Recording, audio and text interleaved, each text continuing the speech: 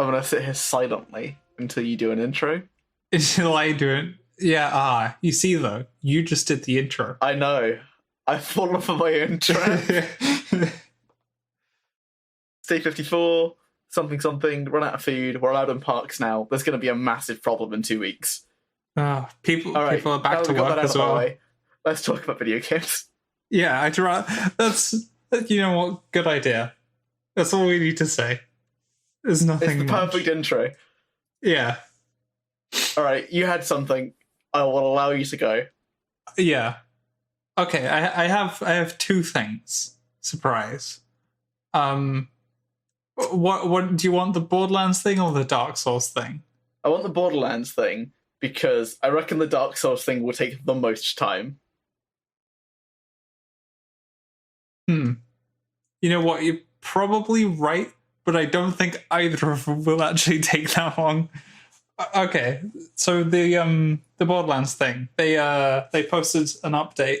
Well, not an actual update to the game, but just an update on what they're doing. I was going to bring this up, so I'm glad you're doing it. So one thing, the main thing I noticed was like they are actually going to be adding in a way to tell what level of mayhem your gun dropped on, which is very nice. Were complaining, to be fair. They couldn't ignore it. I do like how receptive they seem to be being, actually. Like they are actually changing a fair amount. Are they going to rewrite the story? We can only hope. Do you think they would actually rewrites it? Do you think they would actually reference that in a DLC? It's kind of oh god, no! They would never admit that the story was bad. Like, that is actually a bad thing to do, and I kind of hope they don't. I hope they just slowly make it better over time. They just keep doing just better stories. Yeah, like, people just recognize that, like, Borderlands 3 story is kind of terrible, and they move on and pretend it never happened. Maya comes back, we don't question how, and Ava is dead, and we just have to piece together that Maya took over Ava's body, and that was that. Ava exploded and created a Maya. Wow. I mean, I guess they could do that. I feel like some kind of reference would be needed. So... Nah. No? Nah. Just like none. A log that records Ava being like, huh, my stomach feels funny. And then you hear an explosion and Maya's like, man, that was weird. That's so dumb. Okay, is it dumber than, like, anything that Tyrene says? I mean, no. Okay. Okay, so it now fits with the world, right? To be honest, like, something as stupid as that I would much prefer over, like, something that's trying to be serious. Like the Handsome Borderlands Jack 3 was a story. serious villain, but he was funny. Yeah. And I didn't want Handsome Jack 2.0. I wanted something new. I'm still mad that, like, at the beginning of the game they said, oh, the bandits have joined together, and there isn't a goddamn union joke in the entire game. They could have... I mean, I didn't really like that in the first place, that the bandits were all like in one group. I don't like it, but they did it, so at least make a joke out of it, and they never did. They could have done something with that, but yeah. Fine, I feel like there was less to do with the bandits in that. Yeah, there weren't many quests for them, were there? There was like 2, right? I have no idea. They were kind of just enemies. There was Tyrene tells you to kill yourself. That was a quest. Well, that's Tyrene, though. She's part of the bandits, right? We can call Tyrene part of the bandits. I don't really think it's the same thing. Because, like, in Borderlands 2, you had quests for the actual, like, bandit organizations. That's true. Only rid of the Firehawk.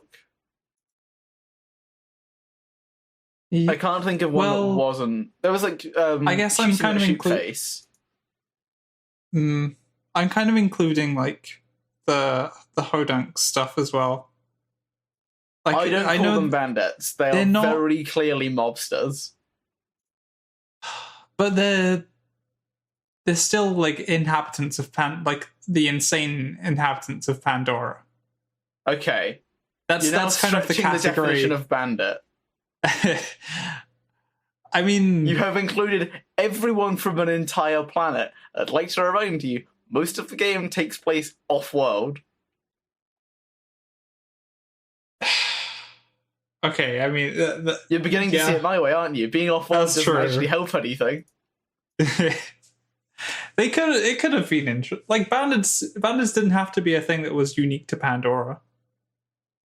True. I'm just surprised that Pandora is like the way it is, given the fact it's a prison. Like, surely you would want to make it like either absolutely horrific or really nice, but nowhere in between. I mean, it isn't. It definitely isn't nice. But it's not horrific. That's my problem with it. Like, it is the prison for the most dangerous creature in existence. Every 200 years, it's meant to lure some people in to, like, die to it. Yeah. And there's a whole planet. Yeah. Like, just living, breathing on the, like, it can't be that bad. Sanctuary was a functional city. It was very small, though, and they definitely had a lot of problems. What about opportunity?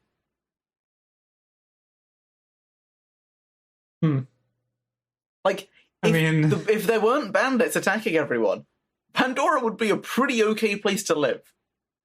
Yeah. Yeah, like, there's a literal jungle on it. Yeah,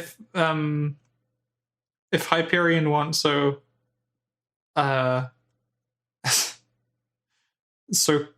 I guess if Handsome Jack wasn't like at the helm, they probably would have still been terrible. Yeah, like because they'd have actually had like so they almost had like proper infrastructure and cities and stuff. They probably could have done that. But there is more to this dev update. Of course. Yeah, so what else are they doing? There was the... So yeah, you can now see what... or you will be able to see what mayhem level your gun dropped on. They are improving underperforming anointments. Oh, yeah. I don't know which ones they mean, because I'm not super into endgame, but... Well, I assume they're just going to, like, make them a bit more balanced, because there's probably some that are just terrible. Numbers. I don't know if they're going to include Gamma Burst in that, but Gamma Burst feels kind of terrible to use. Yeah. Yeah, like, what Amara gets after action skill is used, deal 400% more damage, and she can do that constantly.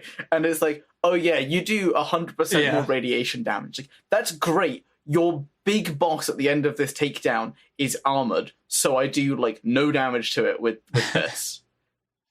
If it was a flat bonus, or if I could choose the element, great, but I can't, so...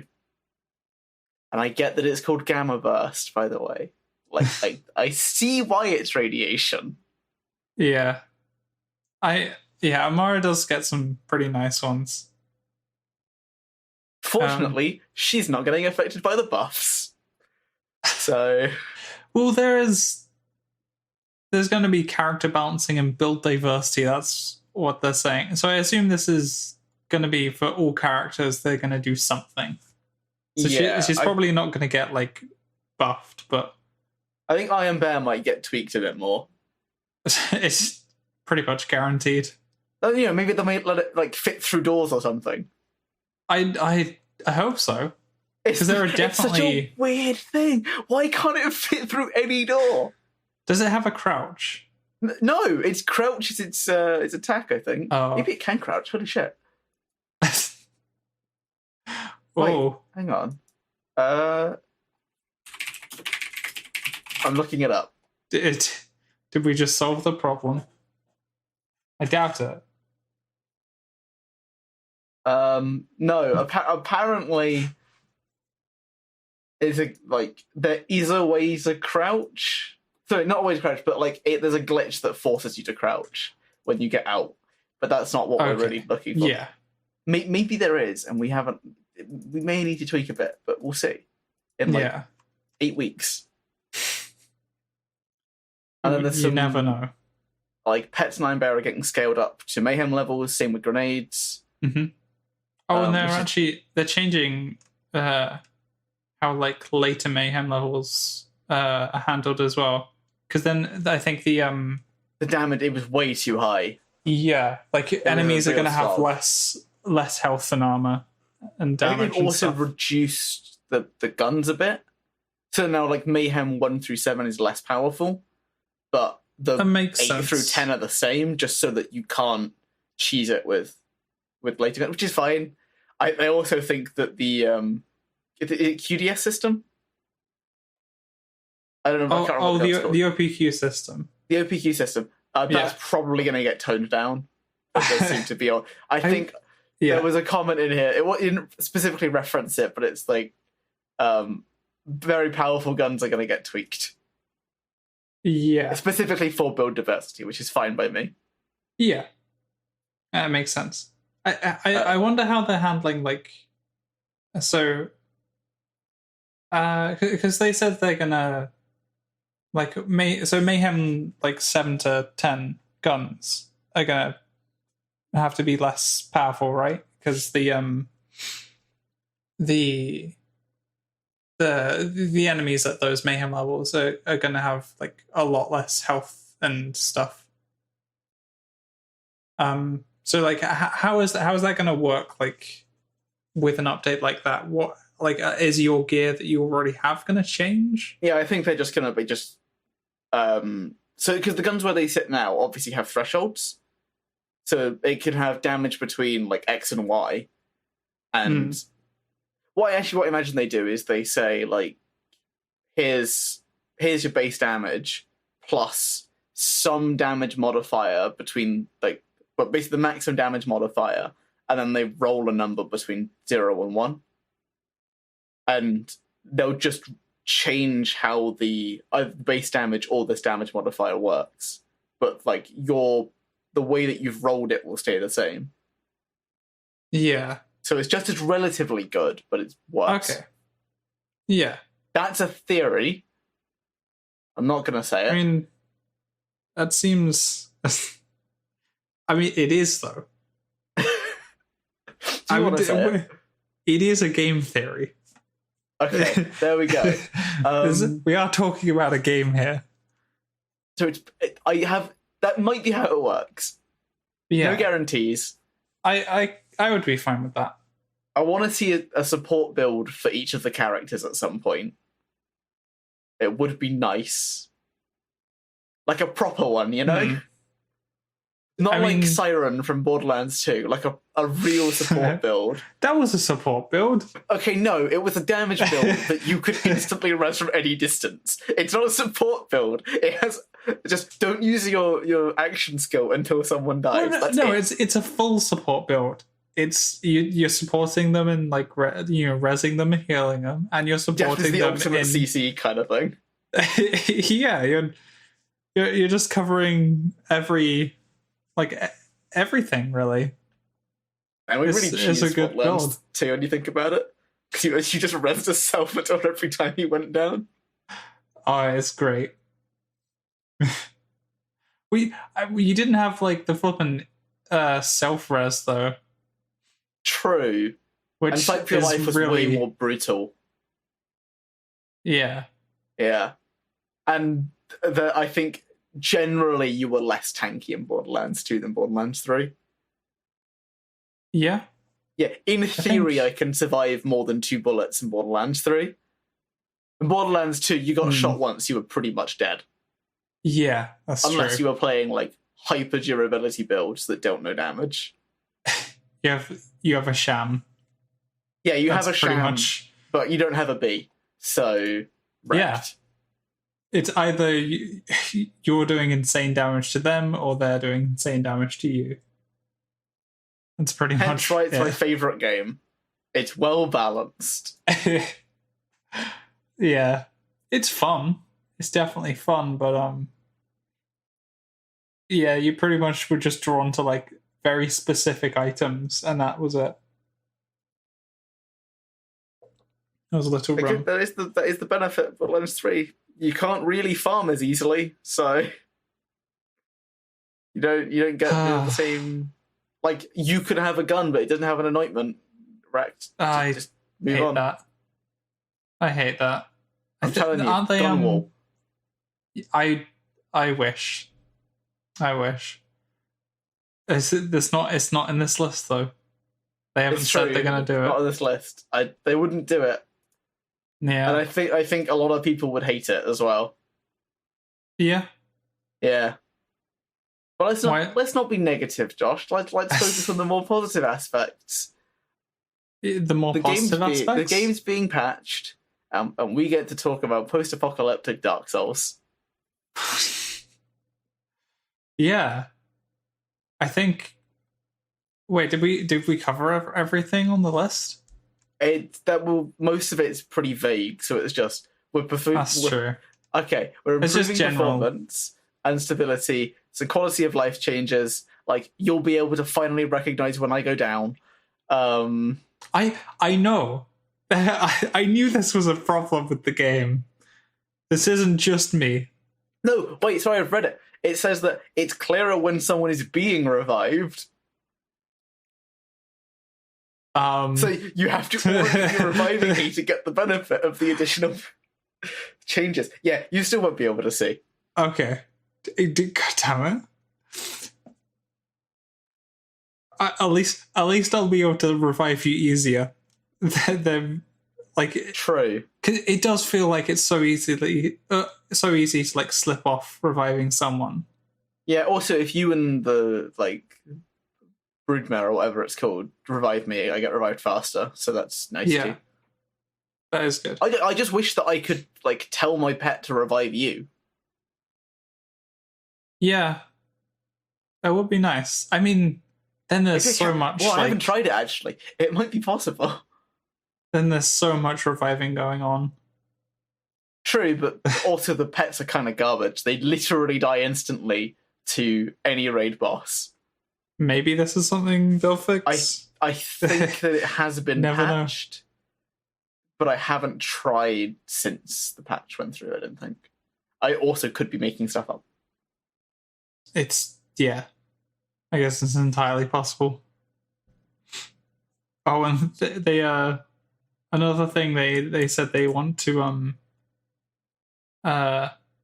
make sure Iridium is actually useful.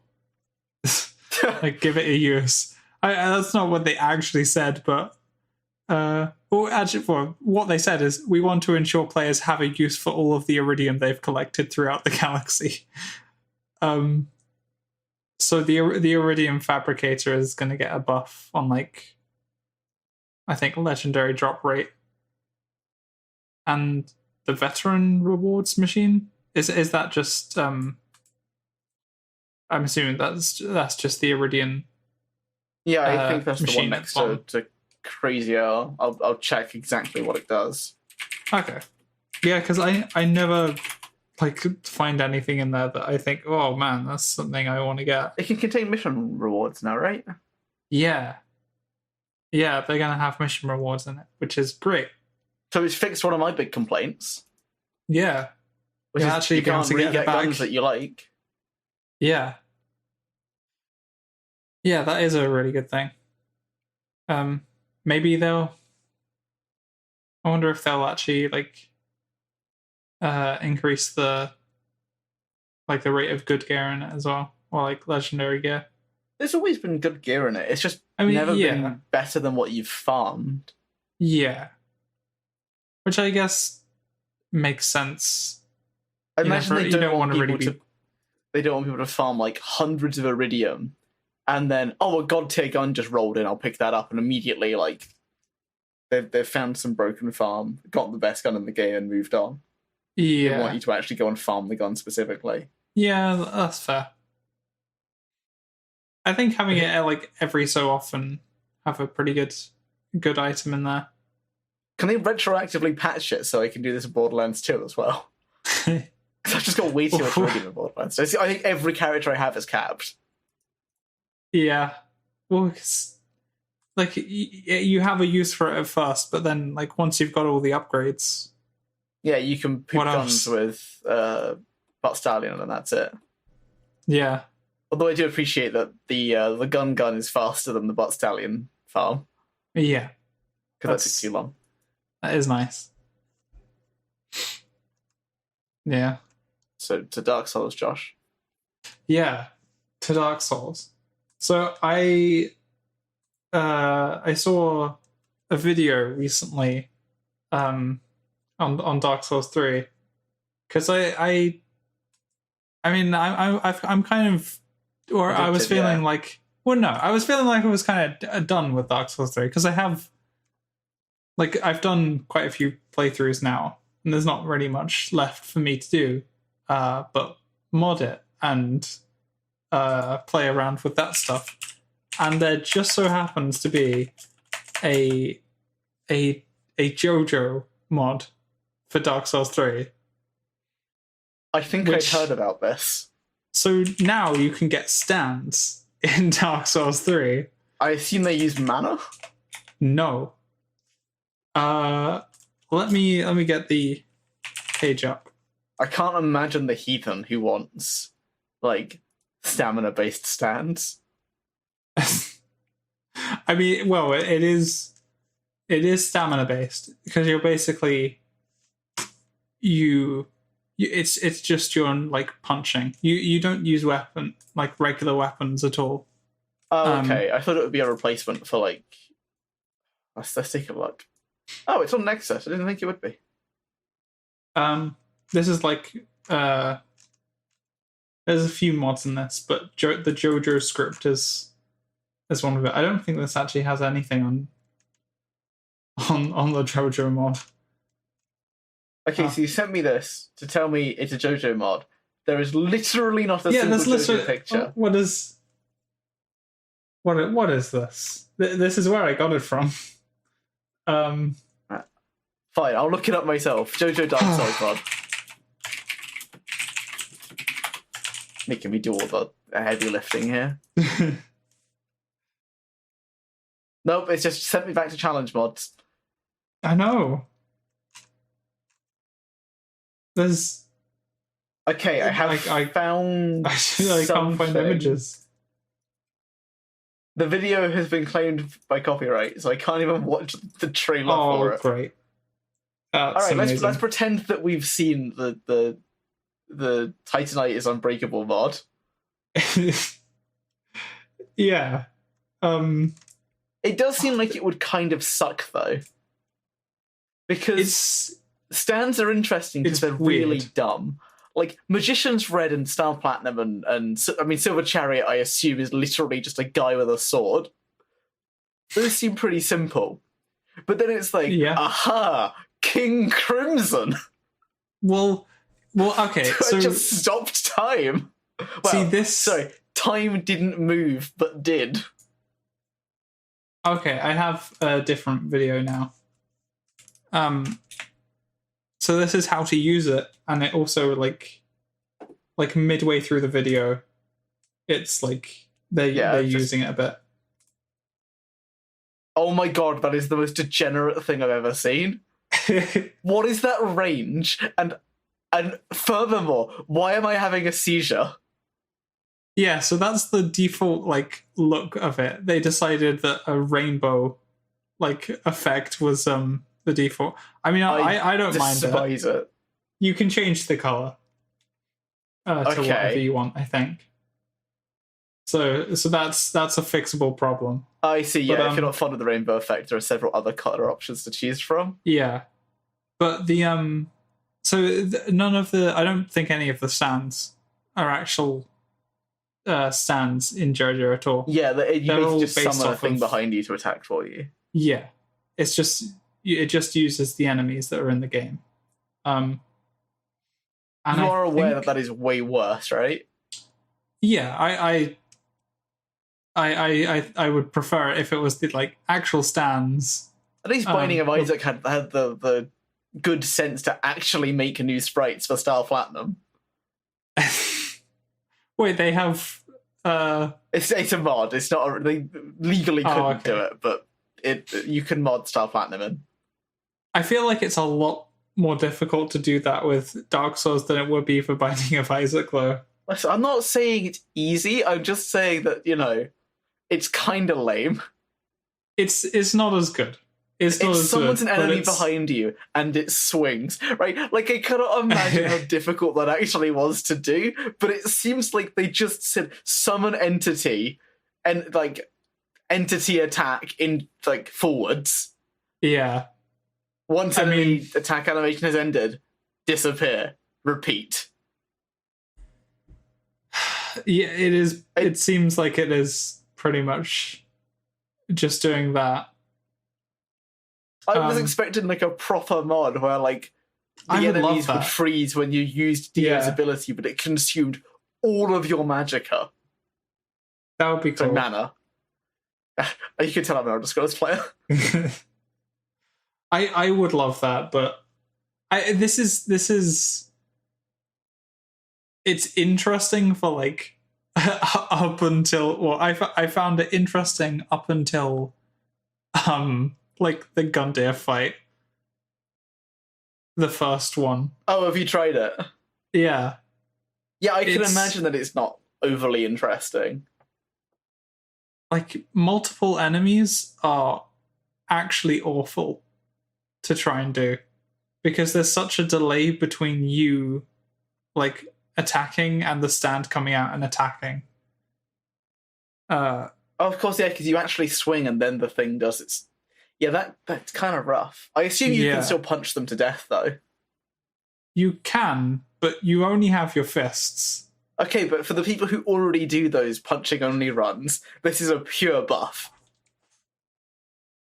I mean, yeah, but that's going to take, like, actually, like, 10 minutes to kill just regular enemies, I feel like. No, because the people who do punching-only runs run, like, 0 armor, max strength. Okay. So they hit, like, trucks, but if they get hit once, they instantly die. Okay. I mean, even if you've got max strength and your punch, like, it's still the basic punch. Can it really do that much? All right, I'm gonna look up the speedrun time. Fist only.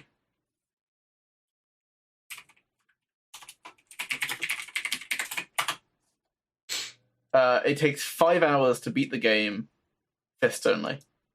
Oh, okay, that's a lot less than I would have thought.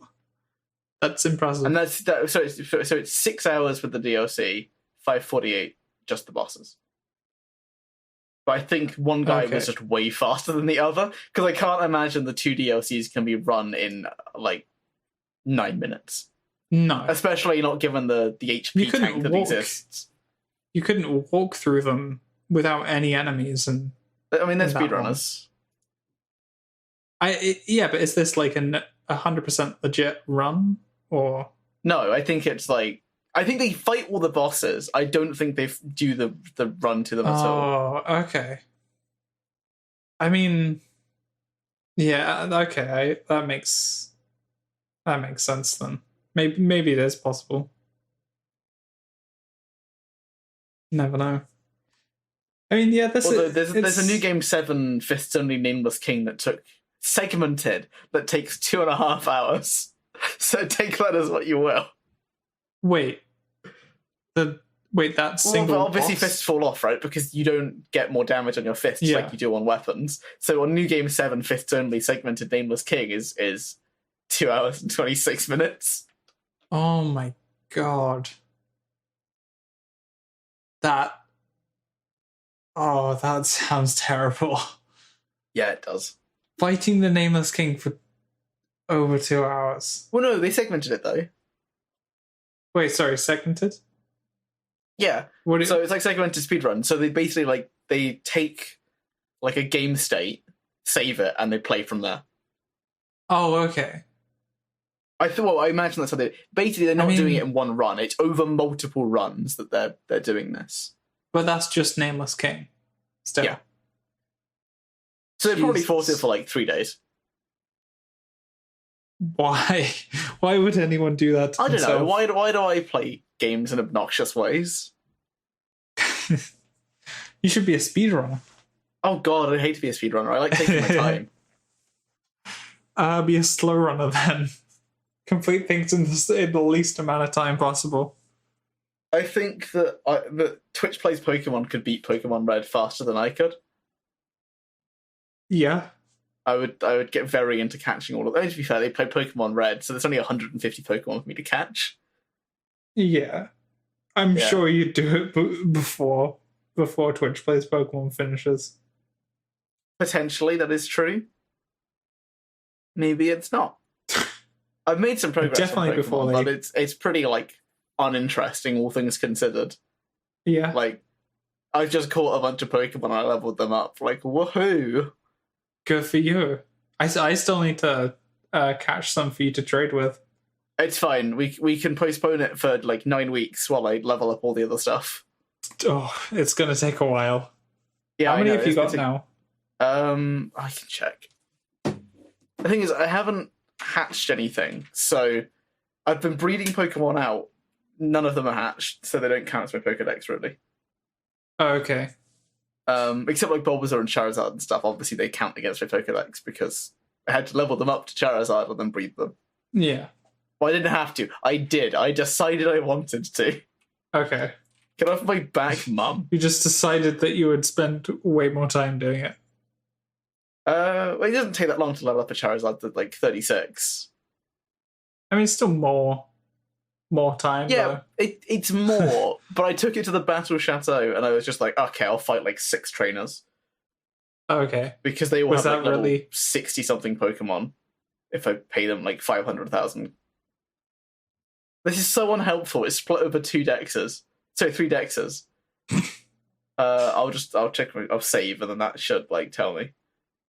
378. It's not that many. Okay. Is that so? That's how many you've got so far. That's how many I've got in my Pokedex, yeah. And how many are there to get? Like 400 and something, 500 or something. Because it's a regional dex, not a national dex. After I've done the regional, I will then start on the national. Oh. Because, Oh, okay. as far as I'm aware, using just X and Y and Alpha Ruby, Omega Sapphire. That was it? No, Omega Ruby, Alpha Sapphire. My bad, it's Oros, not Aros. I think I can get a full national dex up to Gen 6. Yeah. Barring like 1 Moltres. Okay, that's pretty good. Yeah, so that's the goal. Are there any other games in that generation? No, that's it. That's all the Gen 6 games. Okay. People really don't like Gen 6 games, and I just played them. I can absolutely see why people don't like them. Like, Yeah. I kind of hate them. Why is that then? I mainly could just played them loads, right? Because obviously I've done 2 playthroughs of X, Y, 2 playthroughs of Omega Ruby Alpha Sapphire. And considering the fact I did play Gen 3 when Gen 3 came out, Yeah. I'm kind of sick of that. There's just too much water. IGN was right. So there's an emulator, there's Storm Silver or something that I was going to play at some point, but it's not an official Pokemon game, so I'm waiting until I've done all my official stuff. Yeah. And then I'll go back to it, because the whole point of that is you catch all of the Pokemon and you end at Arceus. It all Okay. builds up to catching like all the mythical Pokemon, Okay. which is my thoughts of a final Pokemon game of like of Gen 10 and like before they start a new era is they let you catch every Pokemon in one Pokemon game and it all builds to it and it'll be great, and they won't do it because they want to make money. Yeah. There's no way they'd do that. Super dumb. Yeah. I'd like that, but yeah, it'd never overdo it. I would be willing to pay like £90 for a Pokemon game that contained all of the Pokemon, like a decent, like a big size, Yeah. like for it to be very difficult, Yeah. like every gym leader has 6 Pokemon. You have to fight like the Elite 8, and by that I mean it's every well, I guess it would be 9 by then, wouldn't it? Because it would be a Gen 9 game. But you have to fight every champion from all the other regions in a row, and then you fight Red. That's what I want. Yeah, so just times, regular thing, like times 10. Yeah, like, you gotta think it through. You can't be like, I'm gonna take what I want. Like, no, you must take something good, because you're about to get smacked down by, 9 champions in a row. Yeah. I guess Red could be the champion of the 9th region. So, Yeah. That's that. Or maybe every gym leader is just a champion. That's it. Welcome. It's the Champion Island. It's where all of the that could be great post game. Powerful people think about it, right? You play the game normally, and it's like a pretty it's a normal Pokemon game, and they go, by the way, you're like halfway done. Welcome to Champion Island. And on Champion Island, that's where the plot actually starts. Yeah. You've got to fight a regular all these Pokemon champions. game, and then this. Yeah, and then after you beat the champions, they're like, oh yeah, the world's ending now. You're going to go and solve that. You're not some random kid. You're like, you've proven you're good at this. Yeah. Because it's really dumb in Pokemon X, where it's like, oh yeah, you just bumped into Team Flare, and then you stopped them, and then you left. Yeah. Oh yeah, you're a kid at the 3rd gym. Here, have a Mega Evolution. It's like, why? Yeah. What is this? I'm telling you, it would be it's a great. Weird one. If I get control at Nintendo, that's what I would do. I'd get Game Freak to be like, hey, listen, right? Make it big. We'll charge a reasonable amount for it. All the Pokemon. All should be accessible. It's going to be great. And you would tank their sales. I would tank their sales super hard. Niantic would just be driven into the ground. Well, Niantic is Pokemon Go. Game Freak is normal Pokemon. Oh, really? Yeah. Okay. So yeah, Niantic will be fine. Yeah, I'm surprised Pokemon Go is as successful as it is. Because, I tried it when it came out, and I would, go and, walk around and try and find Pokemon. But it just drained my phone's battery. Instantly. Yeah. I got a no, let's try it again. I've got a new phone since then. And I haven't given it a go. But I just think, why? Because, the only time I go out with Festival, I can't really go out at the moment for, random walks. But the only time I go out, I'm running, and I can't put my phone out and be like, I'm going to catch a Pokemon as I'm running. You could, take a little break and be like, I'm going to see what's around. I guess the way I could do it is I could go for, a short-ish run, try and catch the Pokemon in an area, and then run to the next spot, and then do, a leap like that. Yeah. I'm not going to, because I have standards. You're not... So you're telling me that you're not super desperate to be playing Pokemon Go in 2020 during a lockdown? The thing is, I would play Pokemon Go if it had more training aspects.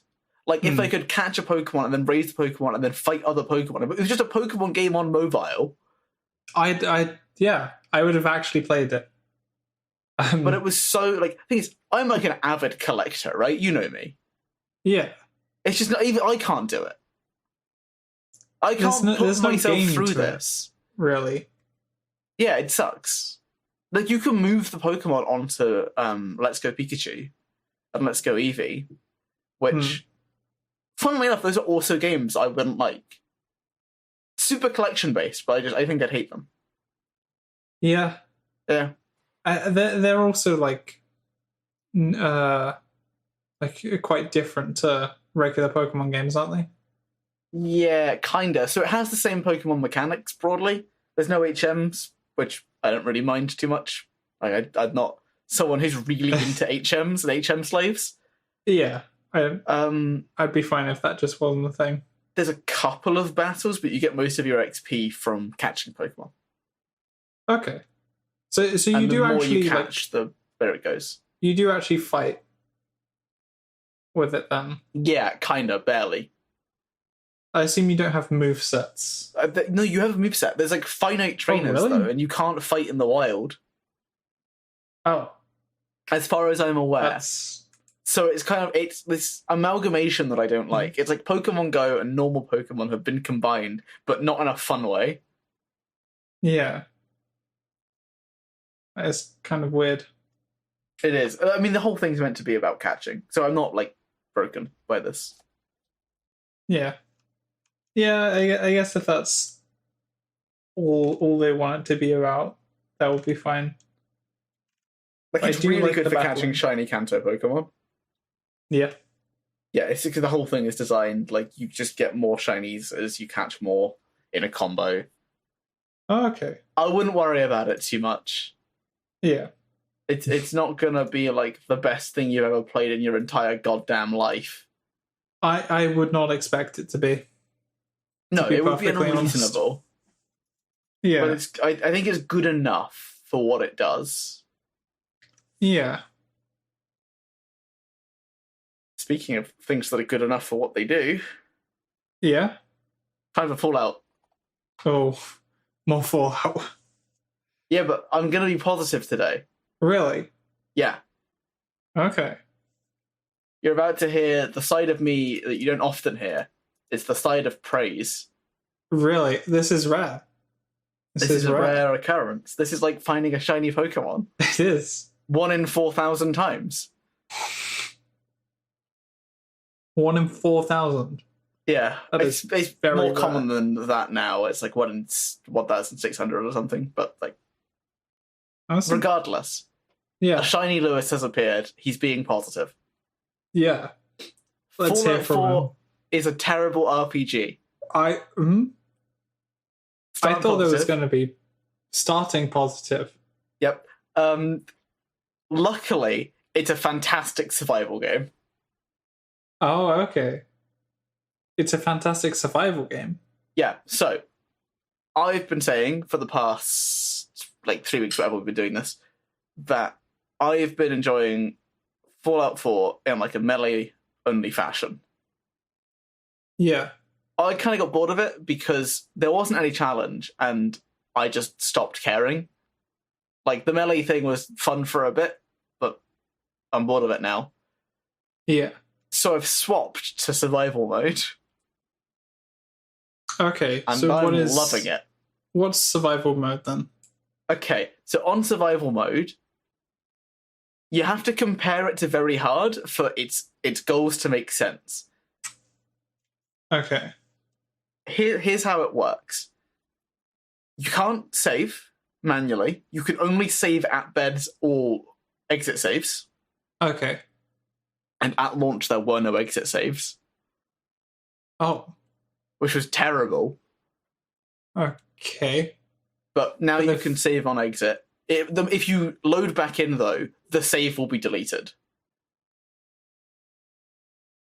So you won't ever be able to revert to your exit save. If you die, you will be reverted back to your last bed. Oh, okay. So So You're bed I hopping. see. Yeah. Yeah. you have to eat, drink, sleep, and you can get diseases. Oh, okay. You don't gain any benefit from healing items that are foods if you're hungry. Same with thirsty. Really? So you have to feed yourself on like bad foods so that you can use your good foods in fights. But the Okay. healing has been completely slowed. Really? Like, it takes minutes to heal to full, which you just don't have Jeez. minutes in a gunfight. Yeah. But stim packs, that's the benefit of them now, is they're very fast, Oh, okay. but they make you very thirsty.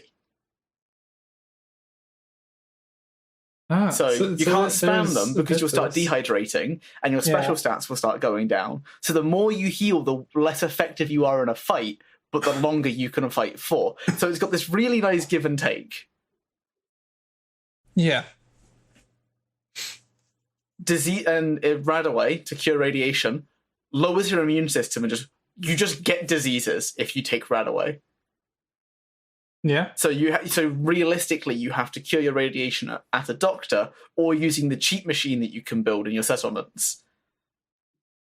Yes, it's a cheat machine. It instantly removes all radiation that you have for free. What? It costs a reasonable amount, but once it's built, that's it. But you can't fast travel either, so you can't just build one in one place and do it from there. So you have to build lots of them if you want to do it anywhere on the map. Mm. Or you build one in Hangman's Alley, because Hangman's Alley is a broken location at a certain point in the game that I'm not up to yet, but will be broken. Okay. Is that just because it's like close to a lot of places? It's close to a teleport. Oh. So I see. There's a faction in the game called the Institute, and you can, in survival mode only, well, I guess you could do it in normal, but you can teleport anywhere in normal. You can teleport directly to the Cambridge Institute of Technology, which is where the Institute is based, and you can then walk out of this building. Which means you can teleport anywhere on the map to one location. Okay. You can't teleport from it. That's not allowed. But you can always teleport to the Institute. Okay. Which enables you to, if you have a settlement nearby, teleport to the Institute, run to your nearest settlement and save. So now you're only traveling in one direction, not two. Yeah. I'm not at this point. Because the game is actually really hard. It's because you deal, compared to not like very hard, you deal 150% extra damage. You take 200% extra damage. Okay. So you get hit twice as hard, you deal twice as much, 1.5 times damage. And there's a really interesting system called adrenaline. The longer you don't sleep for, the more damage you deal. Okay. So the longer it's been since a save, the more powerful you are. Okay. That's interesting. So there's like an incentive not to save. Yeah, otherwise you could save scum. Yeah. By the way, adrenaline, even though it goes up to like 100% extra damage, is still not worth sacrificing the save for. Yeah. I mean, maybe it's just because I'm bad at the game, but like, I don't want to lose the last 10 minutes of progress. Yeah. It's not. It is the big downside of it, is if you're like, there's this amazing tension where it's like you're running out of water or food, or like you're really tired and you need to get back to a bed because you also want to save because you've just completed a quest. Yeah. But you don't know where the nearest one is, and the nearest one you know where it is across the map from you because it's one of your settlements. Yeah. So there's that nice tension. There's also the downside of sometimes there just isn't a bed near. Mm-hmm. And you will just die because you're in like a war zone. So there was one really frustrating part that I had where I'd slept at Bunker Hill because I was going to go and do the like Cabot House quests and loop back down to the castle to complete a Minutemen quest. You don't have to know what I'm saying, but basically I was on a little adventure. Yeah. And I'd get to Cabot House. So no, I was going to rescue Nick Valentine, the best companion in the game. So I went down to Cabot House. I did his dialogue. There's no challenge here. You just have to sit and listen to his dialogue for like 2 minutes. And then I wanted to go to Nick. And on my way to Nick, I would die. I would then have to go back down to Cabot House, listen to the dialogue again, and then head to Nick again. And if I died at Nick, I had to go down to Cabot House and listen to his dialogue again. Are you seeing the problem? Yeah. So do you know what I did? What? I went down to Cabot House, listened to his dialogue, went back to Bunker Hill, saved, and then went to Nick. Okay. So it didn't encourage me to like plan my route as carefully as you would like, because I just really didn't want to have to listen to Cabot House's dialogue again. So I went and saved. Yeah. Okay. So it's, I guess, while adding tension in some parts, it's also causing just more problems of like, okay, well, this is annoying. I'm just gonna I'm just gonna save as much as I possibly can, just so I can be done with this part. Pretty much what I've been feeling. Yeah, is that a lot of the time I was like, I see a bed, I'm just gonna sleep in it. Yeah. Like, it's like, oh, well, dirty beds give you disease. And it's like, I have 8 antibiotics on me, so I'm not really in that much danger. Even then, the diseases aren't that punishing. Yeah. I mean, some of them are. Some of them are really bad. But others are like, you have to eat slightly more. And it's like, I am sitting on 10 Meyerlurk Queen steaks and 20, like, mutt chops. I'm not going to starve. Enter problem number 2. Food has stopped meaning anything to me. Yeah. Because there's so much. How so? Oh.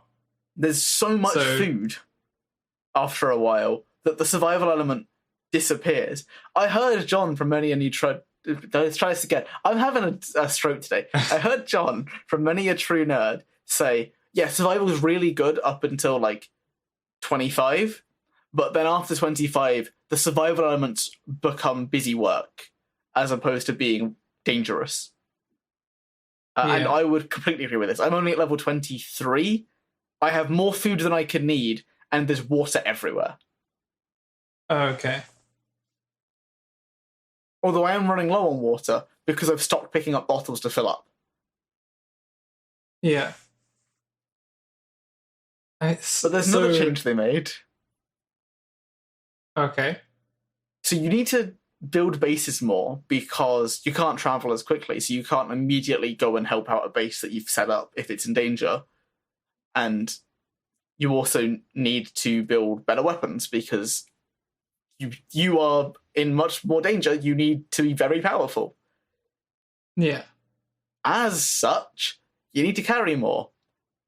But they've reduced the carrying capacity by 50 pounds from base. Okay. So your base carrying capacity is 50. So, I mean, does this make it then, like, just more annoying, or is it? It's like it's good and difficulty? bad. It's really frustrating because I want to carry a bunch of junk back to my place, and I just can't. Yeah. And it's like, oh god. All right, what can I drop here? Oh, also food weighs so much, which is like the big thing that's like why food is still important. Is that, well, it's not feeding yourself that's difficult. It's that you can't carry huge amounts of food on you. Yeah. Like, I think I was carrying 30 pounds of food at one point because I just completed a quest where thousands of Meyerlurks fell before the Minutemen. And I was like, well, I guess I'm going to take all this food back to my main base. And then I have to drop most of it because I can't justify carrying, like, a quarter of my inventory in food and water. Water I'll carry loads of because it, like, if I ever use a stim pack, I'm going to need it. Yeah. But it's a bit... It's good that it weighs a lot, but it's also really frustrating for carrying scrap back because it's meant that I just don't scrap things. Yeah. Because I'm sort of running ammo weighs stuff too, which is something that doesn't happen in the normal game. Which means if you carry 100 ammo on you, you're also wasting about 2 pounds. Yeah. But you sometimes don't know if you're going to need lots of ammo. So I've sort of come up with a compromise. So I'm doing a hyper luck build. Yeah. It's 1 intelligence, high luck. Yeah, because there's a skill called Idiot Savant. If you put 2 perks into Idiot Savant, you randomly get 5 times the experience you would normally get. Oh. Okay. It's like 10% chance at 1 intelligence. Okay. Would you like to see the graph? Sure, yeah. It takes a while to find because I don't have it saved. What? Here is the graph. Okay. I've mentioned the default, like the highest you can get intelligence base without items is 10. Okay. So, wow, that's like, so you're getting, yeah, 150%. Yeah. With 1 so intelligence. 152, I think. It's really high. Wow. That's, and then The only time it overtakes is when you... So it's 151.2 at 1 intelligence with a 12.8% chance of happening. Yeah. Right, I mean, that's why it's 151. The only time it overtakes is when you have 14 intelligence, which requires putting 10 intelligence into your special stat, then getting the intelligence bobblehead from... I can't remember where it is in the world, and then after that wearing items that provide 3 intelligence. Or using mentats or something. So you have to wear or buff yourself to have intelligence high enough to even get close to the amount of experience that I can gain doing this. It seems... That seems really annoying, actually. Let me tell you why this isn't as broken as it sounds. Okay. The intelligence... So the way that perks work in Fallout is you can put... Well, in Fallout 4 specifically, you have your 7 special stats, strength, perception, endurance, intelligence, charisma, agility, and luck. And on level up, you can put 1 perk into something that you meet the requirements of. So at the beginning of the game, there's no level requirements for any of the perks you can get. They have special requirements. So you must have 7 agility to buy this perk. Or you must have 8 intelligence to buy this perk. And then they'll have special and level requirements so that you can't, from the beginning of the game, put 3 points into Idiot Savant. Have it anytime Idiot Savant goes off, you get 5 times experience. And then every time it goes off, like, any experience you gain after that has 3 times based on it if it's a kill. Because otherwise you would kill 1 guy, get 5 times experience, then kill 8 guys, and then get 3 times experience and 8 kills guaranteed. It would be absurd. Yeah. So they don't let you do that until level 34. Okay. Seems more balanced, right? Because you've got to go through most of the game to get that. So it only matters to people who are doing like really long haul runs. Yeah, I guess. But then, so if you're not putting anything in intelligence, you still get this. What was it? Idiot Savant? Yeah, Idiot Savant. You only get it if you put the perks in, though. Oh, okay. So you have to sacrifice 2 perks, like maybe 2 leveled perks, to gain more experience to gain you more levels. Oh, okay. So if there's no level cap in Fallout anymore, well, in Fallout 4 specifically, but if you were doing this in like New Vegas, spending 2 levels to gain more levels isn't the best because getting the level cap isn't that hard. Okay. But in Fallout, it makes sense in Fallout 4 because you've got infinite levels to gain. Yeah. It's fine. The problem is, if you have 1 intelligence, you can't use the science perks or the gun nut perks, which means you can't build better guns. Ah. So it really does have its disadvantages. Yeah, so it's disadvantages. You have to either buy better guns or find better guns. And this was like the big thing that I was struggling with in the beginning of the game was like, well, I can't ever improve my pistol to like anything decent because I physically don't have the skill to do it. And it would take 5 levels minimum to get to the point where I can upgrade the gun. So I'm not going to do it because I would lose Idiot Savant and I would still have to level up 5 times. Yeah. And there's a workaround I kind of know, which is there's a gun called the Deliverer that you can get from the railroad, which you can buy the upgrades for. Okay. But you have to join the railroad. So you need a good gun because you need to do the railroad quests. So I got you wanted lucky. to do that to get the good gun, but yeah, you needed it in the first place. I got very lucky. I found a legendary pistol, 10mm pistol on the floor. Its legendary effect is terrible. It's you have higher damage resistance while reloading. So reloading isn't as punishing anymore. Okay. It's like 100, so it's basically like 4 times my current armor value. Okay, that sounds pretty good. It came with a suppressor and the maximum damage receiver. So Yeah. I just sounds pump very out good. damage. It's why I'm able to sort of play as well as I am, because I'm playing a luck build, but luck requires action points, which requires agility, which means that you can get all the stealth skills. Yeah. So I do like 4 times damage on stealth skills and stuff. So this is a build you can do because you have your gun is terrible. You're basically completely dependent on luck. It's a luck build. It's all fine. There is another side to this, which is you can play a strength and endurance build, so you're incredibly tanky, you hit really hard, and you can eat anything you want because you have like no downsides to eating certain foods. So you just sort of like burn your way through the Commonwealth. Or you can do a science build. Like, it isn't forcing you into a specific build, which is what I like about this mode.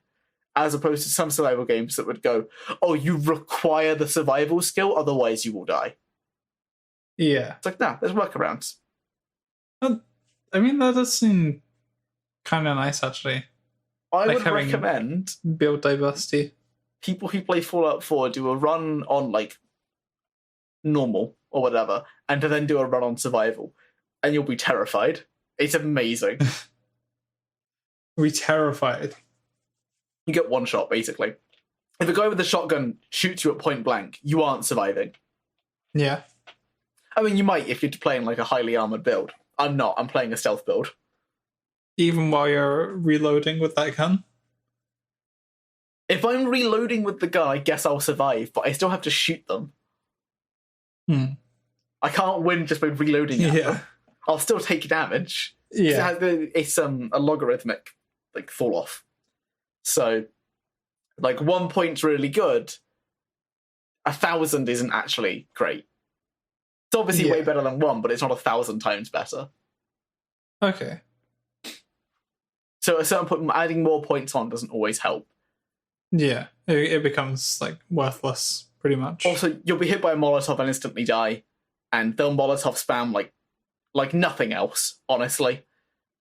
Yeah. So stealth is really important in survival, like regardless of what build you're playing, because you want to get the jump on them, because you will take twice as much damage as you normally would. And if you've only played on normal, you're taking 4 times as much damage. Okay. And you're dealing 0.8 times the damage you would otherwise deal. Yeah. Yeah. It's great fun. It does seem compared to like all of your like what you've previously been talking about with Fallout 4. All of those other complaints are still valid, by the way, but they're worse in survival. There were. What do you mean? Well, because you have to eat, drink, and sleep. If you sleep for 2 days, you'll now be really thirsty and hungry. So to do this Codsworth like affinity gain, you have to have a huge amount of food and water to do it. Oh, okay. So I mean, there's that. Also, you can't use the console, which is what's one thing you know about Bethesda games?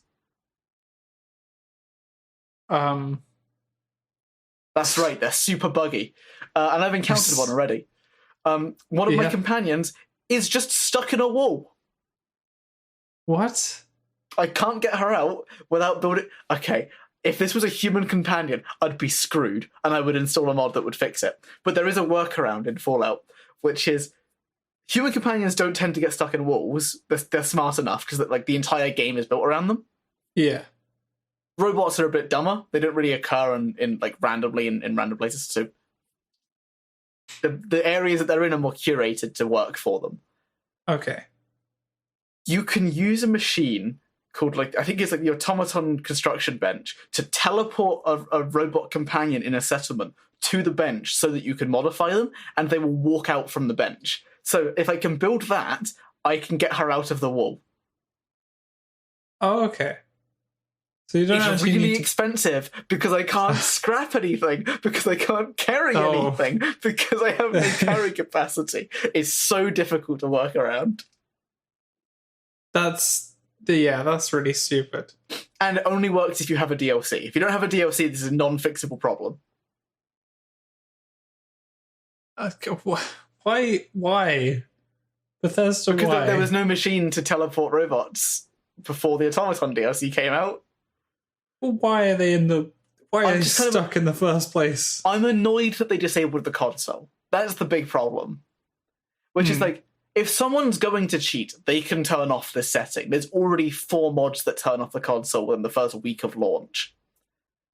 Yeah. No one's put off by this. All it's done is punished me for playing the game as intended. Yeah. Because, Yeah, you didn't cause that. yeah, like, your companion is now stuck in a wall. Have fun, enjoy. And you know the worst part about this? It's the one companion that I actually would have really wanted. Oh, Well, not my really gosh. wanted, but it's really hard to get. So there's a vault called Vault 81. Anyone who has played Fallout knows what I'm about to say. Vault Okay. 81 has a mission called Hole in the Wall. There's a secret vault within Vault 81 where scientists were creating incredibly dangerous diseases from mole rats. Okay. And you'll walk through the area, and these mole rats will like come out from their hidey holes and try and bite you. If they bite you, you are permanently, and I don't use the word lightly, permanently reduced by 10 health. What? That's it. Your maximum health is reduced by 10. At the end of the What? dungeon, you Why? will find a cure to this disease. There is only one. You can either cure the child who was bitten in the vault or cure yourself. Oh, okay. It's a moral Jeez. choice, but only if you get bitten. Yeah. I spent like an hour working through this place, not getting bitten by a single mole rat at like a low level. Yeah. I shouldn't have been doing this area. I did it. I was so proud of myself. I sent Curie to Hangman's Alley. She got stuck in a wall and I can't talk to her. Oh my god. That's not why I didn't really do it to get Curie as a companion, because her ability doesn't help me a huge amount because it's about stimpaks, and stimpaks are not good to use. Okay. But I would like to do her companion quest. With this run, I want to do I want to play optimally.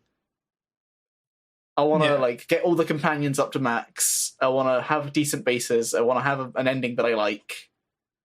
Yeah. So I will have to get her out of this wall. That's so stupid. I know. You spent all that time trying to do it, and then the game screws you over. Yeah. Right at the It's end. fine. At the time, I was upgrading Piper, so I'm still upgrading Piper now. So I got time to get the resources. That definitely does sound like a Bethesda thing to happen, though. Oh, absolutely. Codsworth did it too, but Codsworth actually can't occupy the same place that Curie does, so he teleported into the base eventually. Oh. Wait, so he's now this there. would have, if it could happen with 2 characters at the same time, it would have. Yeah, I think so. Wait, why? What? It's the way that they enter the base. It's really dumb. They basically walk through a wall instead of walking through the door. Only the Okay. robots do it. Everyone else will walk through the door. Okay. So the 2 Mr. Handy / Miss Nancys had this problem. And I found Codsworth, and I was like, oh, has she just like found her way into like a secret area that if I make it into, I can like get her out of because I can take her as a companion and walk her out? And the answer is no, she's actually just in the wall. No, the game broke. The game Yeah, the is game just robots are being broke. dumb. It's fine. I got a solution. I can get her out, and then I can have all these companions doing whatever. I think I'm only missing like 3 companions now, which is nice. Yeah. Sorry, I'm missing 4 because I can't get Dance. So is that gonna like be requiring the use of the console then? No, I'm gonna use the machine if I can, and then I'll use the console if that okay. doesn't work.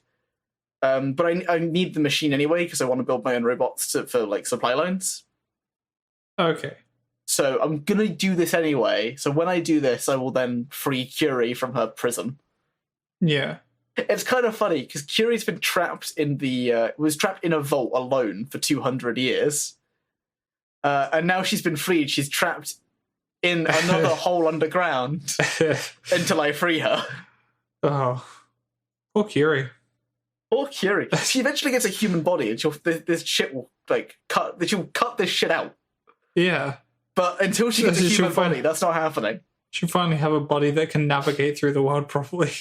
Oh god, I hate Mr. Without Handy getting so stuck. much. Like, you can make her a sentry bot that will get stuck on things. She's a Mr. Handy. They've been in the game for, like, since Fallout 3. They should function. You'd think. You would think they would, and they just don't. No. I'm not mad. Is this not something that they, like, because it doesn't sound like an unlikely thing to happen. Hangman's Alley is the most popular base choice in survival. So why is this something that You would think it would get patched. hadn't Yeah, it been hasn't. noticed?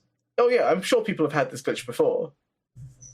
But they've just, like, TP'd her out because they, like, you're not really meant to get Curie until later in the game. Because that quest is actually a nightmare to do.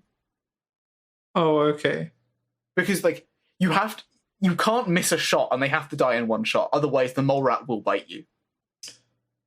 Oh, okay. So it's something that's actually, like, not unlikely to happen if you're in that situation, but, like, pretty unlikely for someone to be playing the game. And oh no, it's have unlikely that. if you're in that situation. You have to go into that vault knowing you're doing that. If I didn't instantly kill a mole rat, I wouldn't have done the area. Yeah. Yeah, there were just too many. Okay. I didn't have the action points nor ammo to effectively do it if it took 2 shots. I would have been bitten. So yeah, this is like an unlikely thing for a player to be doing. No, it is not. Wait, But no. luckily, she wasn't trapped there. So she's trapped. Why is she trapped in my base? If she was trapped just outside of it, I could, like, wait long enough and she'd eventually make it in. But she's technically in the base, so she can't move. That's. I'm real mad. It's stupid. It Yes. just seems stupid. Yes, it is. Do you ever think they'll have a game where that, you know, from day one it's pretty okay? There's not too many bugs. No, I don't. No. Well, I think the problem with Bethesda in general is they make very big open world games. Like, it's undeniable that Skyrim and Fallout 4 are very big games that rely on a physics engine. Yeah. But because of that, they can't test all the bugs. Yeah. Like, maybe it works in Yeah, their, I like, guess- isolated dev environment. Hmm. Like, I would assume that they make, like, each dev play the game through once. That would... Yeah. Maybe they don't, but that would make sense to me. Like, have your devs play their own game. I would imagine they probably do, or at least they're playing like I know enough Jeff of Kaplan it. plays to... Overwatch, like, a lot. Yeah. Yeah, he made it. So, but he's a designer, I guess. So he gets to enjoy his design that he didn't make. Yeah. But it can be one of those things where, like, if you reasonable. try and proofread your own work, you'll just miss every typo you make. Yeah. But you have someone else read it and they're like, oh, I've seen that. Like, I finished my project recently for uni. And I just asked my mum, like, can you proofread this? Because, like, I'm never going to see my typos. And, like, the first page she found, I'm like, oh, okay, that's excusable. Like, I didn't look at the first page that much. And then she looked at my plots and she was like, why is there a U in contour after the first O? I was like, there shouldn't be. But because I wrote code to make it, I had to fix every single plot that I did. Oh no! What? Yep. Because they all had the U in contour where it shouldn't be. Basically, it was I spelled it Coutour. Okay. I actually don't know what the spelling is. There's only one. It's Contour. There shouldn't be a second U or a first U, I guess. Oh, sorry, there was a first U. There was a first U, and it just like okay. like, but I couldn't see it. I'd worked on this project for ages. This had been in there for like 5 weeks, Yeah. and I just hadn't seen it. Jeez. Yeah, I guess if you're never really paying attention to it, like just having it be there for so long, you'll just never notice it. Yeah, because like it just becomes like you don't It'll really look pay normal. attention to like the smell of your house. Really, after a while, you become desensitized to it, and I think it's just the same thing. Where it's like, oh, that's the plot. That's what it is. Yeah. You're not looking at it. You're looking sort of at what you think it is. Yeah. And I assume for devs it's the same way. Well, like they'll play through and they'll just like they'll miss something because that's how it is. They've worked on this section for ages. Yeah. Well, they'll also like have like because they're so intimate with like how it works. They'll be doing something a very specific way that maybe like most players won't actually end up doing. Yeah, I've always wondered about development. So, like, they design these like pathways, right? That you're meant to walk through, but they know almost every player in the world is going to just like hop the fence when they can. Yeah. So I wonder, do they hop the fence? I mean, in what kind of situation do you mean? So let's say you're walking somewhere, right? It's a straight line, and then at the end, there's like two 90-degree turns that back up, like it just U-turns it on itself. Yeah. Right? And then you walk to the exit. And there's a fence that runs around the pathway. But you can jump over it. You would jump the fence and walk down, right? Like, you wouldn't do this whole loop. I guess it depends, like, what it is. Like, I guess... I don't know what you mean. Well if I'm thinking, like, if this is, like, a game like Borderlands or something, yeah, like, 100% you would just... If you can jump it, you're going to. Cause, yeah, but I'd do it in Fallout. That's an RPG. Well, yeah, in that kind of game as well. Actually, yeah. What game wouldn't you? I guess in a game that doesn't give you a jump. Yeah, I guess that's if you don't have a jump, you can't jump that you wouldn't want to, or like some type of narrative, or. Then again, I'm thinking of like Last of Us again, and you don't have like a jump really. Yeah, you have like a vault over item. Yeah. Like, I think, okay, it's yeah, but you don't tend to... Like, if you need to go somewhere, you either have to vault it or you don't. Like, The Last of Us is actually very linear. Yeah. Oh, yeah, definitely. Well, I guess maybe that's the thing, is that those areas won't have as much thought gone into them because it is non-linear, usually. So, like, the fact that there is this just much quicker detour, or this much quicker, like jump over the fence rather than go around the corner. Maybe just, like, doesn't get noticed because, like, they build that area and then almost never go back to it. Maybe. I'm not sure that works in Fallout's case, because, I mean, maybe it did in Fallout 4's case, because it might show. But, like, in Fallout, I expect some kind of story in every area. Yeah. It doesn't have to be big. Like, you can literally, like, there's a church that I think is unnamed. But if you go in, there'll be two skeletons holding each other. Okay. And they're wearing very old clothes. And it's like, oh, okay, these are two people who held each other in a church as the bombs went off. Like, that's all I need. Okay. In, like, unnamed area. In named areas, I expect, like, a proper story. Yeah. Like, just, it's not reasonable. It's not realistic every area has a story. I don't care, it's Fallout. I want to see some, like, sort of really messed up stuff. Yeah. Just a bit of visual storytelling. It's like... Or, like, terminals that actually have things written on them. Yeah. I don't think Bethesda knows how long 200 years is, by the way. No. Right? Let's say a nuclear bomb went off in somewhere, I don't know where, like Japan, right? Just for example. Yeah. Like, just a random country. No reason. And let's say it was, like, 200 years ago. I think if a nuclear bomb went off in, like, Hiroshima or Nagasaki, like, it would be repaired by now. Like, it would be more usable. Yeah. especially in 200 years. Matter about the 80 that it's actually been since the hypothetical bombs went off. Yeah. Things would be repaired in 200 years. Yeah. And old buildings wouldn't be standing. Really, I mean, they would, but not very well.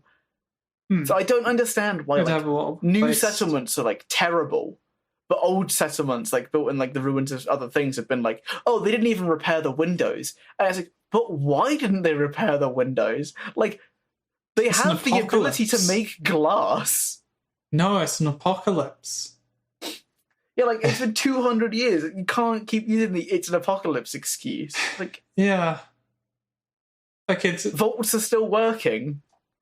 It would make sense that the ability to manufacture things would at a reasonable or a comparable level would have started back up again. I'm not even expecting full factories or anything. I'm expecting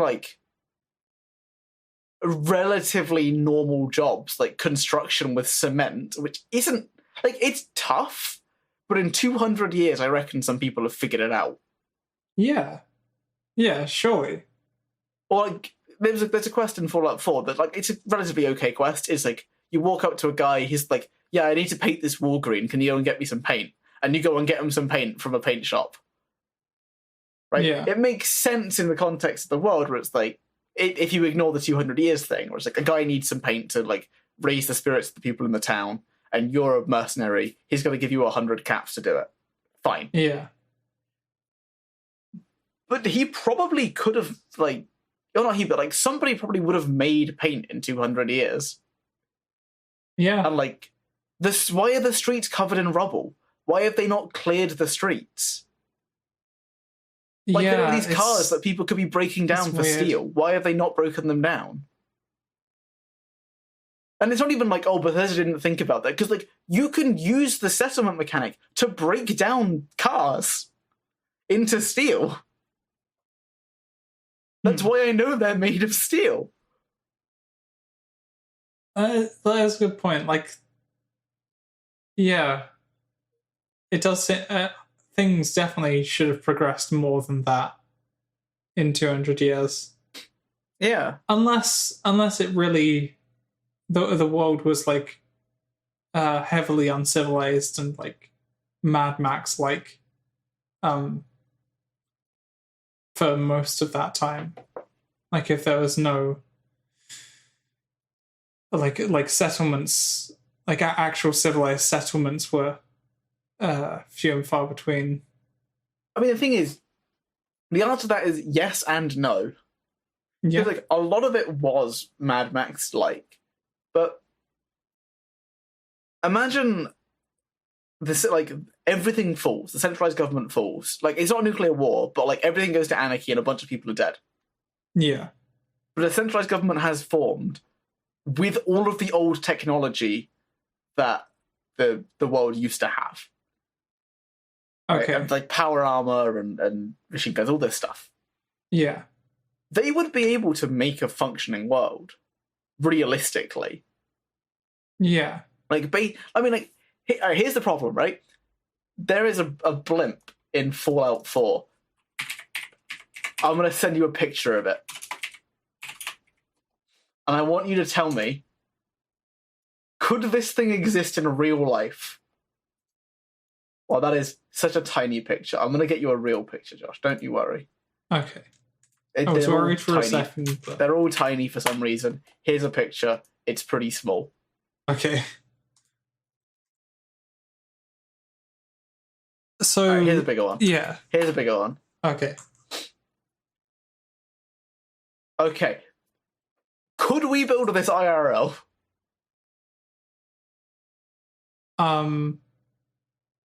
What do you mean? Would it function? Yeah. Would this fly? A big metal blimp? No. I don't think so. That wouldn't fly. Okay, so we're going to pretend in the Fallout universe this would fly, and this was built before the war. Okay. Okay. It's functioning after 200 years. And in Fallout 3, they repaired Liberty Prime, which was like a big mech that walked around fighting people, like Death to Communism style. Okay. All of these things work. Yet one building, they built a city in like a baseball, like court, field, arena, stadium, that one. Yeah. Yet the houses are like made of sheet metal. Yet they kept this functioning for 200 years. Like, if this functioned in real life, this would take a crew of like 100 people to keep functioning. Yeah. It's too big. It's mania. It's manic. This is my problem with the game, basically. This functions, but Diamond City's made of sheet metal. Yeah, that's a very... it seems disconnected. Oh, and even better, there's a character in the game called Sturgis. He's a synth. You don't know this for like ages. I don't even think you can know it unless you kill him. And you can't kill him unless you do a certain quest. He builds a functioning teleporter to send you to the Institute. So, in the wasteland, right? Yeah. Where the buildings are made of sheet metal and wood, he builds a teleporter. Excuse you? Yeah, we can't build like proper houses, but we can build teleporters. Yeah. And it's just, I don't understand. Sense, I guess. Like in 200 years, the world would be a way more civilized place. Without a doubt. Yeah. Like, even without schools, which schools still function in the wasteland. Like, Diamond City has a school that is full. Yeah. I just don't get it. I don't get what they're going for in this, like, oh, the world is terrible, but also it's got these amazing machines, but also, like, everything's made of sheep. Like, just build it from concrete. I'd be okay. Build, like, a real house, and I'd be fine. It's not that big of a deal. Like, you can suspend disbelief enough that, like, oh, it's the super mega powerful faction that brought this in from a more prosperous area. Yeah. But we've played in that area in Fallout 3, and it's only been, like, 40 years since. So I can't really imagine that it's that prosperous. I'm just mad. The world doesn't really make sense. It's too decrepit for too long. Yeah. That is a weird part of it. I don't really understand. Nope. But I have something we can finish on. And we've got 30 minutes left. But it's a thing. Yeah. And I told you I was going to talk about this earlier, and it's I am a dumbass. Yeah. So, why exactly are you a dumbass? I'm too dumb to play a Paradox game. To play a Paradox game? Yeah, it's Hearts of Iron or Crusader Kings or Stellaris. Oh, okay. I own all three of these games.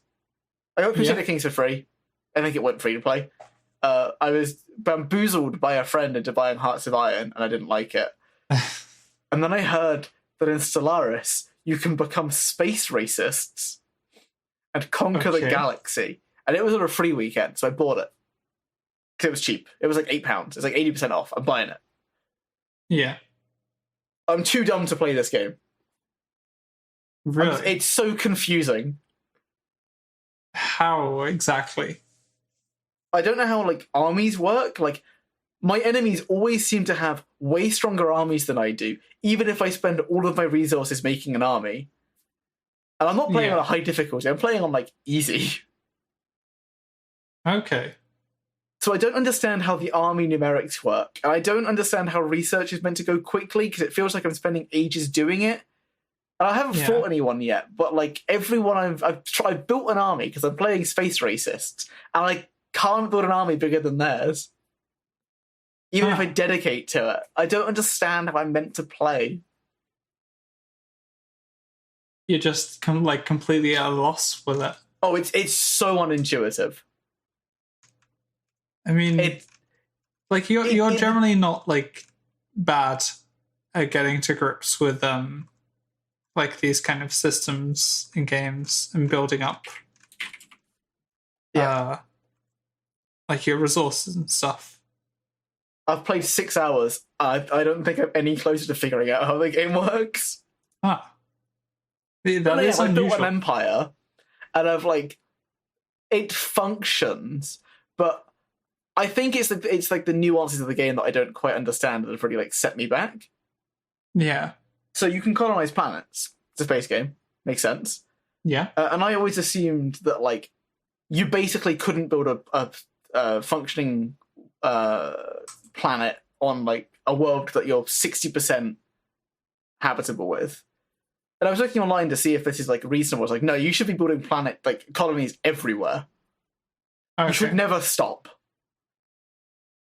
Okay. So I have 2 planets, and apparently I should be like building more. This way, 3 planets, and I apparently should have more than that. Yeah. And they should be doing loads of things. Yeah, it's this kind of thing where it's like, if you don't know the meta, not meta, but if you don't know like that this is an acceptable thing you can do, you get really far behind. Okay. And it's like not knowing what to focus on, and not know like I don't know if I'm meant to be going to war yet, or if war is a mid-game thing. Okay. Maybe it just takes like quite a while to get to like understanding how a game in this functions. Oh yeah, absolutely. But there's things that you have to set up trade routes, and you have to do like faction diplomacy and set government policies and build like districts on your worlds with buildings, and like it is so much going on. It is not like simple. Yeah. It's grand strategy in the truest sense of the word. Yeah.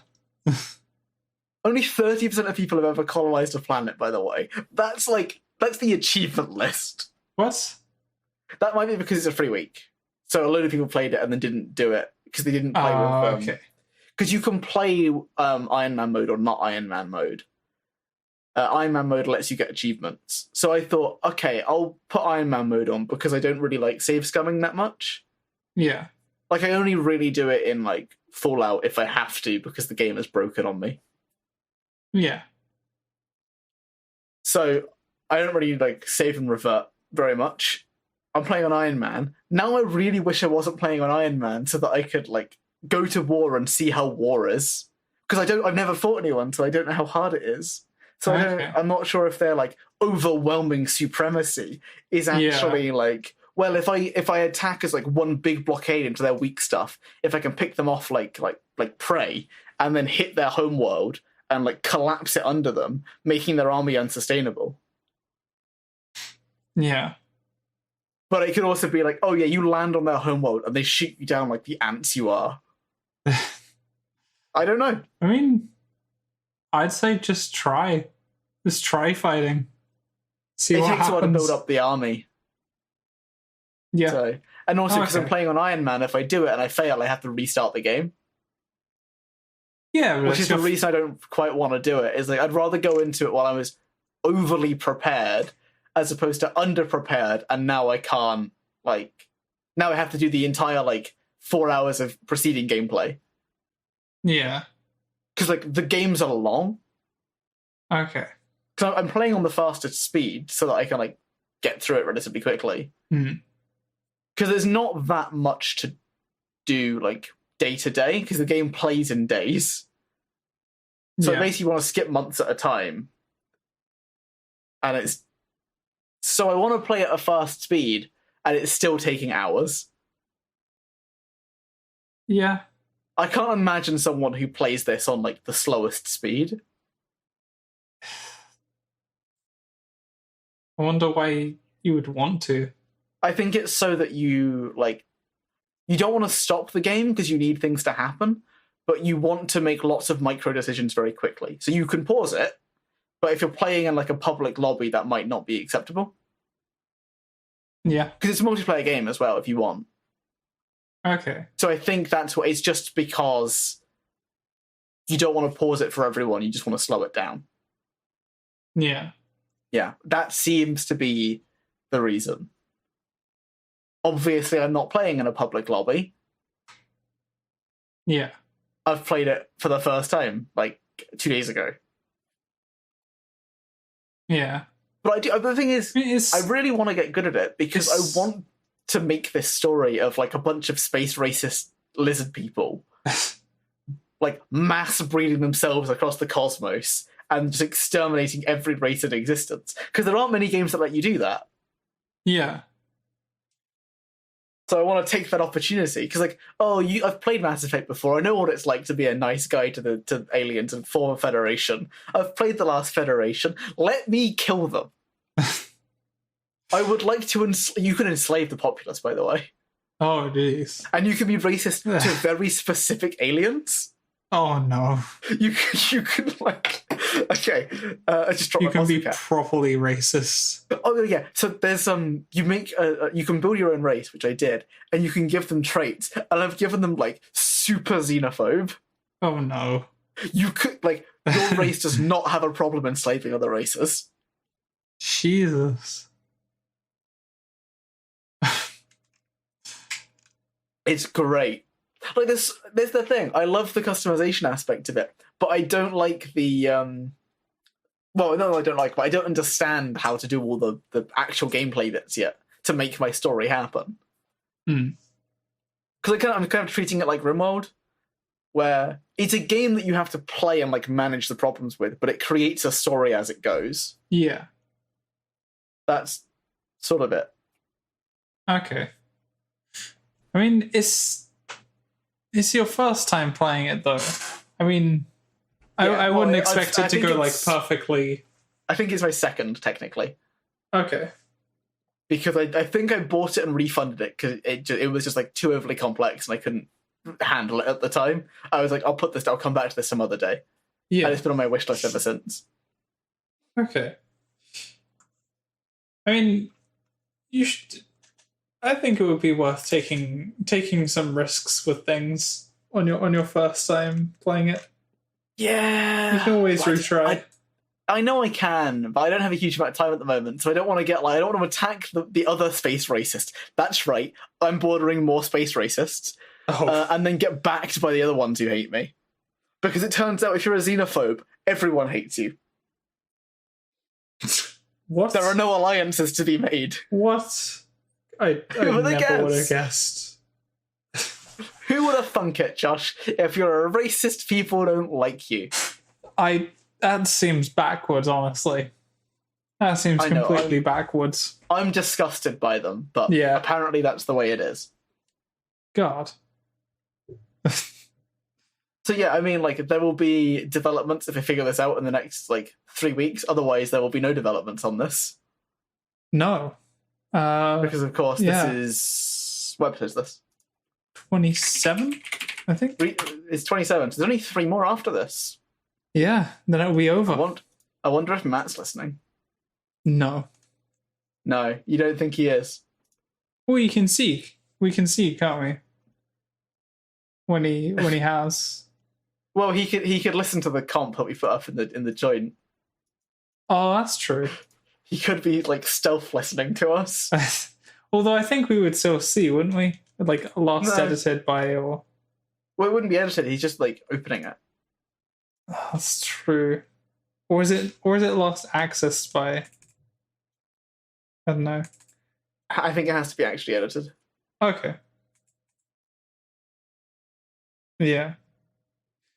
But if I say, I recommend it for you, Josh. It's a low level of complexity. It's very silly. Yeah. Yeah. It's not much thinking required. Well, for this game you've been talking about. Yeah, Stellaris. It's the one that you've been struggling with. Very simple. Very, very simple. So simple. Yeah. In fact, a monkey could do it. A monkey could do it. If only it had a typewriter. If there's an infinite number of monkeys playing Stellaris, eventually one would win the game. What if it's a monkey fighting another monkey? I guess which by monkey default would one would win then, right? Would they both manage to destroy themselves? You can apparently it's very easy to beat the AI, but surviving the end game events is actually where the difficulty lies. Okay. Because you conquer the world, and then the world starts ending. Oh, really? Yeah, it's like it's got a lot of. It seems like it's a game that's just built on empire building, but like there are things that you find in the star system that's just like, yeah, we shouldn't mess with that. It has the strength of a country in a single ship. Oh, Sorry, the Jesus. strength of like an armada in a single ship. It's insane. Okay, so Like, I think I built like 2K's worth of army strength, and I ran into a ship that had 5K, and I'm roughly equivalent to another empire in terms of force. what the hell are they then? If they're not empires, they're like void things. They just sort of exist in the universe.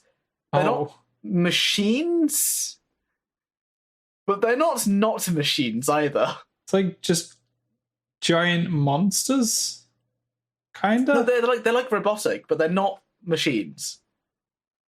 Okay. It's sort of cosmic horror in a way. Okay. Like it's an unknowable entity, but it Yeah. exists and it's coming for you. Okay. So you really have to be like incredibly powerful to beat them. I don't know if you have to be included. I think you just have to beat the end game because like the game has phases. So in the options menu, you can select whether you want where the end game happens at what date. So certain events will start occurring after like 2,400, and then 2,500. Oh, okay. And then the game will end at that. Oh, okay. So do you set that before you start the game? I left it on default. I didn't want to mess with it. Because Okay. like, I think they know how it's meant to be designed. Although I imagine what I will probably do on subsequent like learning playthroughs is sort of extend the early game. And like I'll extend each phase of the game, so make it a slightly longer game, but one that I can get to grips with a bit more. We'll see though. We'll see. I'm still on my current attempt. The Ceronians. Yeah. They're snake people. The snake racists. Yeah. The plurality of Ceronian, by the way, is Serenoia, because you should be very paranoid around them. They kind of flipping get you. Yeah. I like to think they were named by their enemies. Maybe they were. This is the story that you're creating. Yeah, maybe this is like this is the history of Ceronia taught by the Ceronians. Yeah. It's going to be at very least either an interesting experience or terrible. I have a feeling that this is a game that's better to watch than it is to play. Yeah. Yeah, because it has the same story that's being told, but you don't have to make these dumb like micro decisions. Yeah. Yeah, I would understand that. I definitely am not a fan of a game where you have to make, or where you have to do a lot of micromanaging stuff. You can set planets to like automatically manage themselves, and I think I might start doing that on all my planets, and then watching how they develop themselves, then develop like that, and then begin to try and improve on how they do it. Oh, okay. So like, I have this baseline, and then I can work on it. Yeah, that sounds reasonable. Like, oh, this planet always seems to be suffering from minerals because it prioritizes minerals too much. Let's work on building mining districts or something like that. You know. Yeah. Oddly, it has the same feel to me that Space Engineers has. Yeah. In Space Engineers, I have these like delusions of grandeur. I'm like, I'm going to build this awesome ship, and then I try, and I'm like, yeah, apparently I'm not. Same feeling I get from this, like, oh, I'm going to build this awesome space empire. Oh, I'm slammed between two other empires that I have to now kill or like subjugate.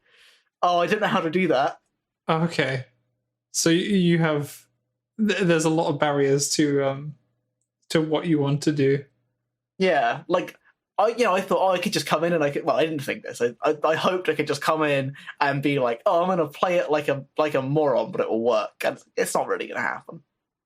You actually have to have some sort of strategy and think about what you're doing. You have to have some level of understanding of how the game works. Otherwise, you will never be able to even build an army. Oh, okay. Because you have to build an army on your planet, and then you have to they'll go into space, and then you defend them with your other ships, and then you have to like. So the point of the spaceships is that they're meant to destroy anything attacking your army, so that your army can hit the planet. Okay. Did you ever watch Ender's Game? Yeah.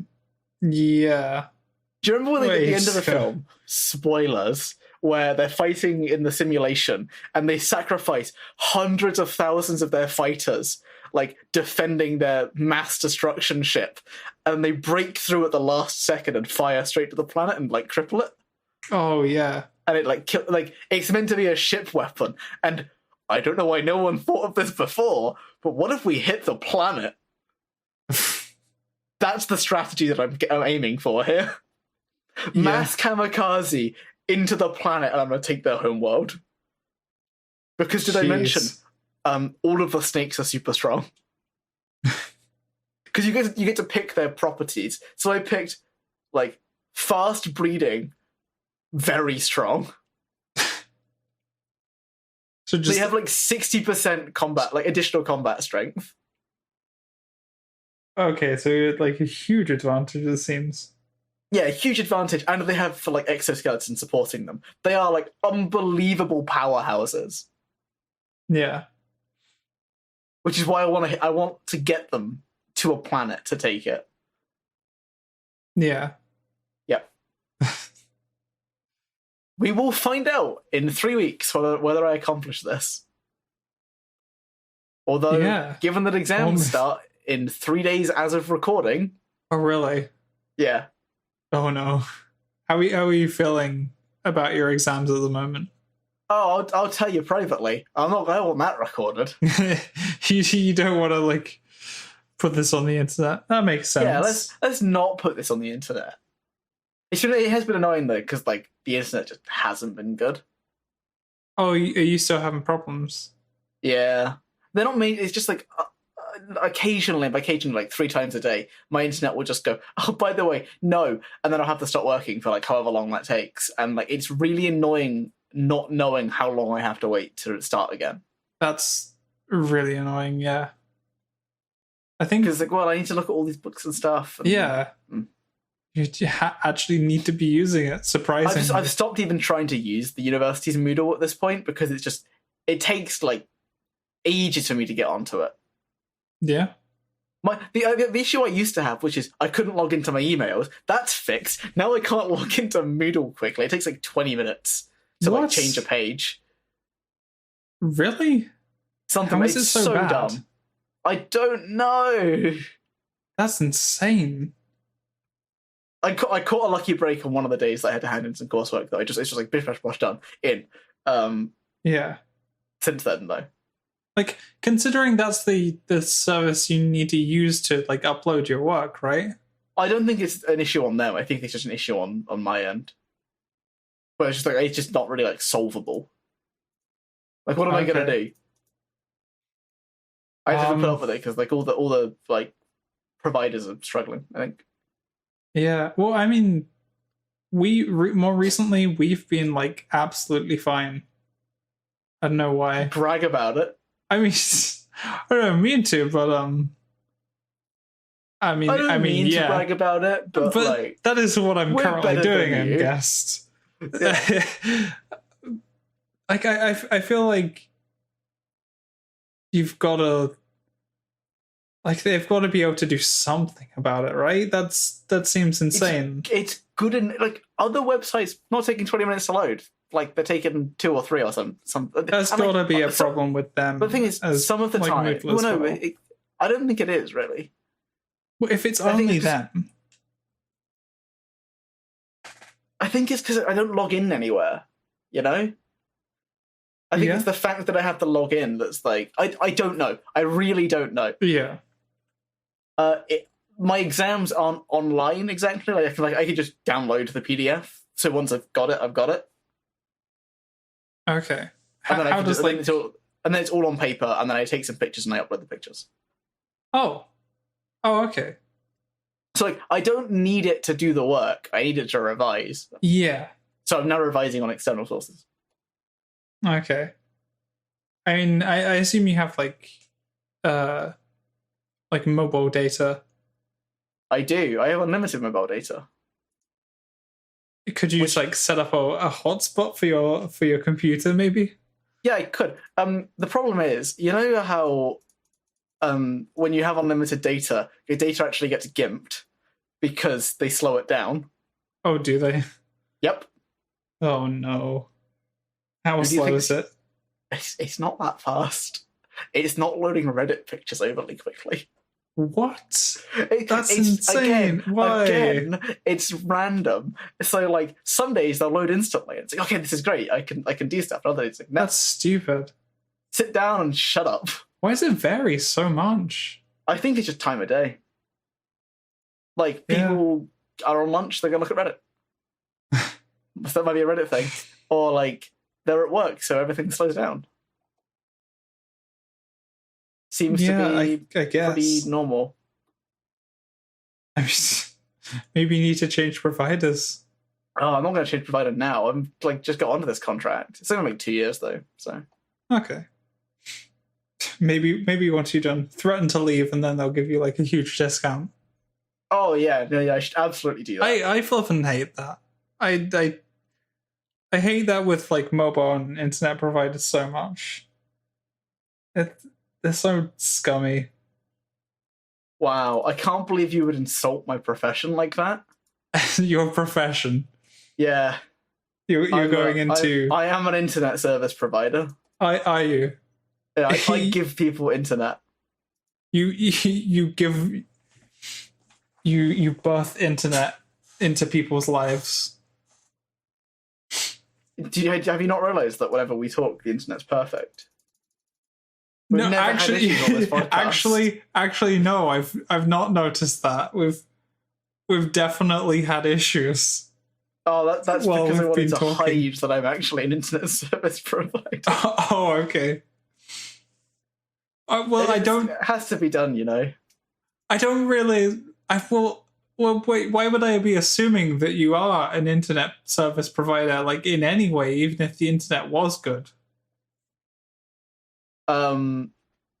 Because I guess I'm telling you now. So yeah, I mean the cat's out of the bag. Here. What was the? It seemed like you were perfectly fine. Then you just said that you were. Yeah, no, maybe I should have hidden that. Yeah, that's. I mean, it doesn't really make any sense why you would. Like it's not a hard thing to. Sorry, it's not an easy thing to let slip. It's kind of. Well, I'm just gonna go off the grid now. Then I guess. See ya. Well, no, but you managed the grid. I'm gone now. Bye. Oh, you're gone. Oh.